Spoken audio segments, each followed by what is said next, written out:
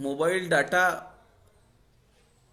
आणि त्या रेंजमध्ये असलेल्या अडचणीमुळे आज हा दुसरा भाग आपल्याला या पत्रासाठी घ्यावा लागतोय. आपण पाहत होतो की धुरेने धीर सोडू नये, मुख्य प्रसंग चुको नये, उद्योग रहित कामा नये पशु जैसा. मुख्य माणसानी, नेत्यांनी कसल्याही परिस्थितीमध्ये धीर सोडता उपयोगी नाही. प्रसंग येतील, अडचणीचे येतील. त्या प्रसंगामध्ये तो प्रसंग कदाचित, तो प्रश्न कदाचित जीवन मरणात वाटू शकेल. पण आपण जर धारिष्ट्य सोडलं, आपण जर धैर्य सोडलं, तर प्रसंग तो अधिक बिकट होऊ शकतो. एक इंग्रजीत म्हण आहे, no doubt your situation may be bad. No doubt your situation may be bad, but if you lose temper, it will become worst. ती अत्यंत बिकट होईल परिस्थिती. म्हणून धैर्य सोडता कामा नये. उपाधीस कंटाळला, विचारांचा आळस झाला, म्हणजे जाणावा चेवला बुद्धीपासून. काय म्हणतायत समर्थ? उपाधीस कंटाळला, जी जबाबदारी तुम्हाला दिलेली आहे. लक्षात घ्या, या ओबीमध्ये तुमच्यावर जी जबाबदारी दिलेली आहे, जे पद तुम्हाला दिलेलं आहे, हिंदवी स्वराज्य निर्माण करण्याची जबाबदारी तुमच्यावर दिलेली आहे, त्या उपाधीस कंटाळून चालणार नाहीये. उपाधीस कंटाळला, विचारांचा आळस झाला. एकांतात चालना करावी लागेल, विचार करावा लागेल, योजना आखावी लागेल, त्यासाठी उपाय करावे लागतील. समर्थ म्हणतायत, विचारांचा आळस झाला, म्हणजे जाणावा चेवला बुद्धीपासून. चेवला म्हणजे बाजूला झाला, म्हणजे बुद्धीपासून आपलं कार्य हे बाजूला पडेल, मग त्याचा नाश ठरलेला आहे. म्हणून समर्थ या ठिकाणी म्हणतात, कामापेक्षा विचारांनी माणूस आळशी बनणं हे जास्त धोक्याचं आहे. विचारच जर आळशी झाले तर तो उभाच राहू शकत नाही. पुढे समर्थ म्हणतायत, खबरदारी आणि वेगी, तेणे सामर्थ्य चढे अंगी, नाना प्रसंगी कार्यभागी, अंतरची न पडे श्रीराम. शहाजी राजांना झालेली अटक आणि त्यानंतर केलेला तह, त्याचा संदर्भ या ठिकाणी आहे.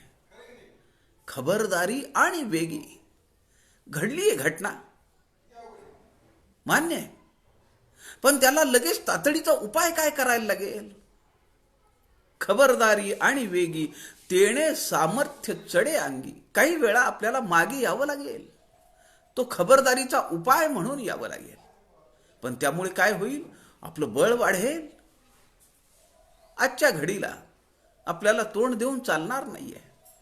त्यामुळे आपली शिकस्त मजबूत करण्यासाठी, आपली पकड मजबूत करण्यासाठी काही वेळेला आपल्याला मागं यावं लागेल. नाना प्रसंगी कार्यभागी, अंतरची न पडे. जे काही करावं लागेल तर ते आपल्याला करणं भाग आहे, असं समर्थ या ठिकाणी सांगतायत. कारण राजांनी पाहिलेलं आहे की 1630-32च्या दरम्यान अत्यंतिक भीषण दुष्काळ पडला होता महाराष्ट्रावर. सगळीकडे जमिनी ओसाड झाल्या, माणसं दुर्भिक्षाने मरून गेली, जंगली जनावरांचा सुळसुळाट झाला. अशा वेळी काय काय योजना केल्या मा जिजाऊ साहेबांनी, दादोजी कोंडदेवांनी, त्यांच्या सगळ्या सरदारांनी, हे सगळं राजांनी पाहिलेलं आहे. तंजावरच्या एका जुन्या हस्तलिखितामध्ये शिवबा राजांकडे काय काय गुण होते त्याचं वर्णन दिलेलं इतिहासामध्ये. ते वर्णन असं सांगतं की देवाचे ठाई निष्ठा. काय काय गुण होते? देवाच्या ठाई निष्ठा होती, राजकला होती, दर्शनी विद्या होती, रत्नपरीक्षा, अश्वपरीक्षा, शस्त्रपरीक्षा, गजपरीक्षा, न्यायदान, इमानीपणा, शूर, उदार, सखोल, धीर अशा अनेक गुणांनी अलंकृत असलेले शिवाजी महाराज आहेत. त्या काळामध्ये नाना प्रसंगी कार्यभागी अंतरची पडो नये. ही जी जंगली जनावरं झालेली आहेत की जी राहिलेल्या माणसांना जगू देत नाहीयेत, उजाड ओसाड जमीन झालेली आहे सगळी, अशा जनावरांना बंदोबस्त करण्यासाठी काही तुकड्या नेमल्या, काही बक्षीस दिली.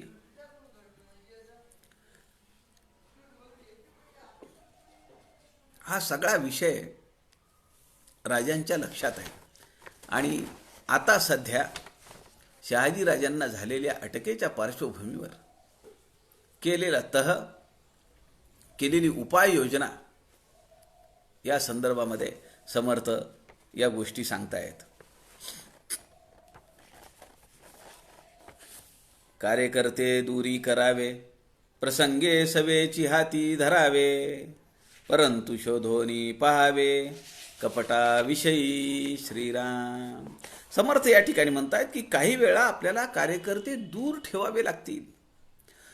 प्रत्येक ठिकाणी सगळा लावाजमा घेऊन नाही जाता येणार. काही प्रसंगामध्ये त्यांना जवळ करायचं, काही वेळा त्यांना दूर ठेवायचं. हे करत असताना कुणाच्या मनात आपल्याविषयी कपट तर नाहीये ना, याची सुद्धा विचारणा आपण केली पाहिजे, याची चाळणा आपण केली पाहिजे. ही सावधता आहे. प्रत्येक कडव्यामध्ये आपल्या लक्षात येईल की अत्यंतिक आणि अखंड सावधानता यावर समर्थांनी या पत्रामध्ये भर दिलेला आहे. समर्थांच्या मते असं लक्षात येतं की माणसाचं मन त्याचा अहंकार कधी बदलेल याचा नेम नाहीये. जी त्याचा अहंकार दुखावला की जी माणसं आज आपल्या जीवाभावाची आहेत तीच वैऱ्यासारखी वागू लागतात. आपल्या जीवनामध्ये सुद्धा आपण बऱ्याच वेळा या गोष्टींचा अनुभव घेतो. आपल्या व्यवसायामध्ये, नोकरीमध्ये, शेजारी पाजारी, नातेवाईकांमध्ये, आप्तस्वकीयांमध्ये आज आपण ज्यांच्या गळ्यात गळा घालून उभे राहतो, एका ताटामध्ये जेवण करतो, घासातला घास देण्याची आपली तयारी असते, अशी मंडळी कधी कधी बेदरकारपणे वैऱ्यासारखी पुढे उभी राहतात. आणि त्या काळामध्ये तर अशा गोष्टी कायम होत असत, वारंवार होत असत. जहागिरी मिळाली, मुलुकगिरी मिळाली, वाढवून मानधन मिळालं की माणसं स्वार्थासाठी, संकुचित स्वार्थासाठी लगेच आपल्या आणाभाका विसरायचे. त्यामुळे समर्थ या ठिकाणी म्हणतात की परंतु शोधोनी पहावे कपटाविषयी. कुणाच्या मनात काही आपल्या विरुद्ध कपट आहे का हे आपण पाहिलं पाहिजे. आपल्याला माहिती आहे की आपण आता स्वामिनी मालिका पाहतो आहोत. या स्वामिनी मालिकेमध्ये कितीतरी घटना अशा आहेत की ज्यामध्ये अनेक डावपेच लावले गेलेले आहेत. नारायण पेशव्यांचा झालेला खून, संभाजी महाराजांची शेवटची कैद आपल्या इतिहासामध्ये आपल्याला माहिती आहे, याचाही आपण मागे विचार केलेला आहे. शहाजी राजांची बाजीराव घोरपडे आणि अफजल खानाने केलेली नुकतीच ही अटक, आपलीच माणसं आहेत ना. लखुजी जाधवांचा झालेला खून तो तर जन्मापूर्वीच झालेला आहे. ही सगळी उदाहरणं समर्थ म्हणतात बेसावधपणामुळे घडलेली आहेत. पुढे समर्थ म्हणतात जेथे बहुविचार तेथे ईश्वर अवतार, मागे झाले थोर थोर धके चपेटे सोसुनी श्रीराम. आपल्या पूर्वायुष्यामध्ये सुद्धा अनेकांनी असे धके चपेटे सहन केलेले आहेत. जीवनातले असे दुःखद प्रसंग सहन करून त्यावर मात करून उभे राहिलेले आहेत. म्हणून आत्यंतिक विचार चाळणा असली पाहिजे. क्षण एक जाऊ नेदी विचारे वीण, असं समर्थ सांगतात. चाळणा अखंड करावी. आपण पाहिलंय की हेळवाकच्या घळीमध्ये 3 दालनं आहेत आणि ते एक दालनाच्या समोर घोड्यांच्या पागांची जागा अशी आजही तिथं दाखवली जाते. तिथले गावकरी लोक दाखवतात.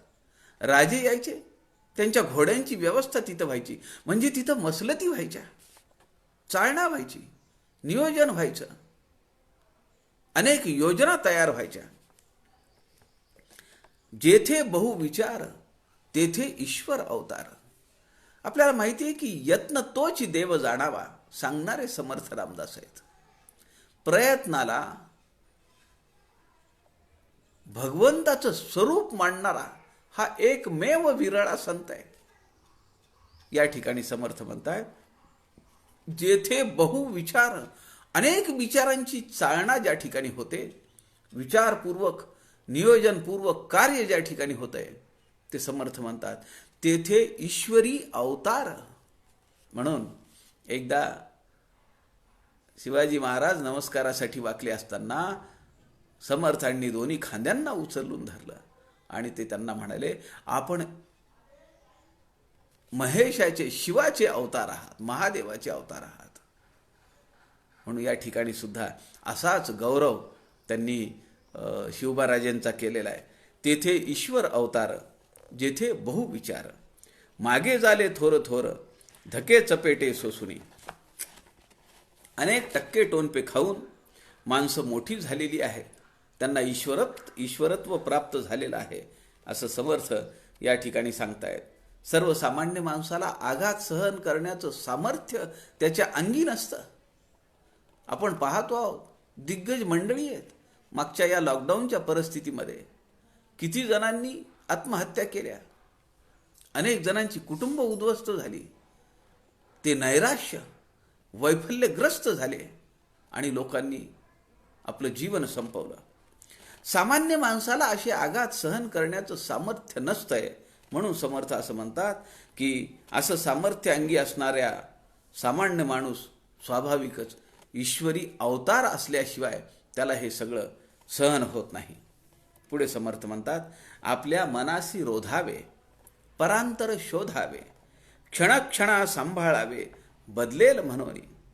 आपल्या मनाला अडवून दुसऱ्याचं अंतरंग शोधून ते शोधायचं आणि ते आपल्या विरुद्ध जाणार नाही, ते बदलणार नाही. म्हणून प्रत्येक क्षणाला त्याला सांभाळत राहिलं पाहिजे, असं समर्थ या ठिकाणी सांगतायत. दुसऱ्याची मनं दुखावली जाणार नाहीत, कारण सध्याचा काळ हा अत्यंत कठीण आहे. आत्ता कुठे सुरुवात झालेली आहे, आत्ता बीजारोपण चालू आहे आणि या काळामध्ये जी मशागत करायची आहे, जी माणसं मिळवायची आहेत, जे लोकसंघटन उभं करायचं आहे, जो मावळा म्हणून आपल्यासोबत घ्यायचा आहे, त्याचं अंतर राखणं गरजेचं आहे. त्याचं कुठे मन दुखेल असं होणार नाही याची सतत काळजी आपण घेतली पाहिजे. क्षणक्षणा सांभाळावे, क्षणाक्षणाला विचार केला पाहिजे. माणसं सांभाळायची आहेत. आपुल्या मनासी रोधावे, आपल्या मनाला जर काही वाटत असेल तर तो विचार बाजूला ठेवला पाहिजे. पण परांतर शोधावे, दुसऱ्याचं अंतःकरण शोधता आलं पाहिजे. परांतर म्हणजे दुसऱ्याचं अंतःकरण, ते शोधता आलं पाहिजे, ते आपल्या हातात घेता आलं पाहिजे, त्याला सांभाळता आलं पाहिजे. यासाठी आपल्या मनावर समर्थ म्हणतात योग्य प्रकारे नियंत्रण ठेवून दुसऱ्याच्या मनाचा सतत शोध घ्यायचा आणि ते राजी राखण्यासाठी आवश्यक ती सगळी उपाययोजना आपल्याला करावी लागेल. पुढे समर्थ म्हणतात, पाहिलेची पहावे, केलेची करावे, शोधलेची शोधावे राज्यकारण. 3 सूत्र या ठिकाणी दिली आहेत. पाहणे, करणे आणि शोधणे. पाहिलेची पहावे एक सूत्र, केलेची करावे दुसरं सूत्र, शोधलेची शोधावे राजकारण हे तिसरं सूत्र आहे. राजकारणासाठी ही 3 सूत्र पाहिजेत. राजकारणी माणसाची दृष्टी चौफेर पाहिजे. कुठे काय होतंय, काय चाललंय, आपल्या इकडे कारवाया चालू आहेत, स्वराज्य स्थापना करण्याचं आपण नियोजन केलेलं आहे. मग यामुळे कोण कोण चिडलंय? 5 मुसलमानी सत्ता तेव्हा या ठिकाणी कार्यरत आहेत. आणि त्या एका सूत्राने बांधलेल्या आहेत. अनवनीत अत्याचार करणे भारतीयांवर, हिंदू धर्मीयांवर, त्यांना जीवनातून उठवणे, त्यांची मंदिरं तोडणे, ज्या मूर्ती आहेत त्या मूर्ती फोडणे, एकच सूत्र या सगळ्यांच्या हातात आहे. पण आपली माणसं सुद्धा एक नाही आहेत. आपल्याला माहिती आहे, संभाजी राजांना त्यांच्या मेहुण्यांनी पकडून दिलं. शहाजी राजांना गाफील ठेवून अटक करणारे आपलीच माणसं आहेत. अनेक ठिकाणी आपल्याच माणसांनी केलेला घात आहे. म्हणून आपली घरामध्ये जी छिद्र पडलेली आहेत ती आपल्याला सांभाळली पाहिजे. विविध प्रकारची कार्य केली पाहिजे. त्यातून माणसाचा शोध घेतला पाहिजे. रयतेला, प्रजेला सुखी करण्याचा प्रयत्न आपण केला पाहिजे, असं समर्थ या ओवीमध्ये सांगतायत. कितीतरी योजना त्या काळामध्ये लावलेल्या आहेत. जे पुंडाई करायचे सरदार, बळजबरीने लोकांच्या जमिनी घ्यायचे, ते सगळं शिवबाराजांनी ते ऐकायचं, त्यावर न्याय करायचा, प्रजा आनंदात राहील. ज्या ठिकाणी ओसाड जमीन पडलेली होती तिथं सोन्याचा नांगर फिरवला, लोकांना बोलावलं, घरं बांधायला लावली, वाडे बांधायला लावली, जमीन कसायला लावली, शेतसारा त्यांना काही ठिकाणी माफ करण्यात आला. या सगळ्या गोष्टी प्रजेच्या सुखासाठी म्हणून केलेल्या आहेत. म्हणून समर्थ या ठिकाणी म्हणतायत, पाहिलेची पाहावे, केलेची करावे, शोधलेची शोधावे राजकारण. शेवटची जी ओवी आहे ही अत्यंत महत्वाची ओवी आहे. 12वी ओवी आहे. समर्थ म्हणतायत, इशारतीचे बोलो नये, बोलायाचे लिहो नये, लिहावयाचे सांगू नये जबाबी नये. किती काळजी घेतलेली हो, किती सूक्ष्म विचार आहे राजकारणाचा. जे संकेताने सांगता येतं त्याला इशारा म्हणलाय. इशारतीचे बोलो नये, जे संकेत करून सांगता येतं ते बोलण्याची काय गरज आहे. संकेताने निभावून न्यावं. बोलायाचे लिहू नये, जे बोलून सांगू शकतो ते लिहायचं कशाला. कदाचित त्यात अडकून पडण्याची वेळ येईल. तिसरा जो चरण आहे तो आहे लिहावयाचे सांगू नये जबाबीने. जरी लिहिलेलं असेल, राजकारणामध्ये अशा काही गोष्टी कराव्या लागतील की तिथं कुणी साक्षीदार असता कामा नये. किती सांकेतिक पत्र पाठवलेली आहेत. पाठवणारा कोण आहे, घेणारा कोण आहे. विजापूरचा सरदार निघाला आहे कन्हेरी मठातून, वाईच्या जवळ अफजल खान आहे, आणि त्या कन्हेरीच्या मठाच्या समोर अफजल खानाची मशीद आहे, जो तिथं नमाज पडायला जातोय. तिथून निघालेलं पत्र आहे. विचार पाहोण कार्य करणे, जाणार तनु मनी धरणे, पुढील भविष्यार्थी मन रहाटोची नाही. विजापूरचा सरदार निघाला. किती सांकेतिक पत्र आहेत.